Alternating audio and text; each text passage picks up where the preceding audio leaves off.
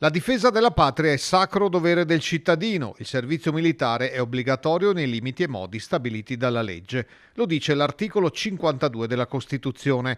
Negli anni le norme votate dal Parlamento hanno sospeso la NAIA e il servizio civile obbligatori che non esistono più dal 2005 come li hanno conosciuti tante generazioni di italiani. In seguito sono arrivate altre riforme dell'ordinamento militare, del reclutamento e dei ruoli delle forze armate. Ora la reintroduzione della leva volontaria in Francia e un disegno di legge del ministro Crosetto riapre il dibattito sulla formazione di un contingente dell'esercito adeguatamente preparato alle nuove sfide. Sentendo le associazioni che sono molto forti come l'ANA eccetera, che avevano provato a introdurre la mini leva, un qualcosa per rendere i cittadini coscienti anche dei rischi che ci sono, qualcosa bisogna fare. Poi il come, il perché, con quali risorse è una cosa che si aprirà un dibattito nel Paese.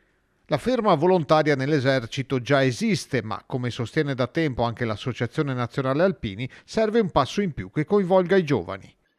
Un concetto di disponibilità, ma anche di formazione e di preparazione, sia dal punto di vista di educazione civica, ma anche di formazione vera per poter poi intervenire e essere preparato in tutte quelle che possono essere le attività anche di protezione civile. Per cui uno può scegliere di farla a un certo punto con anche una valenza militare, cioè quindi essere anche a servizio delle forze professionali militari, può anche avere una valenza solo civile. Secondo quanto annunciato dal ministro Crosetto, il nuovo contingente di 10.000 unità dovrebbe servire solo per aiuto nelle calamità naturali e a supporto tecnico e logistico dei militari presenti nei teatri operativi, sempre nel rispetto della Costituzione che obbliga a difendere la patria, ma anche ripudia la guerra per risolvere le controversie internazionali.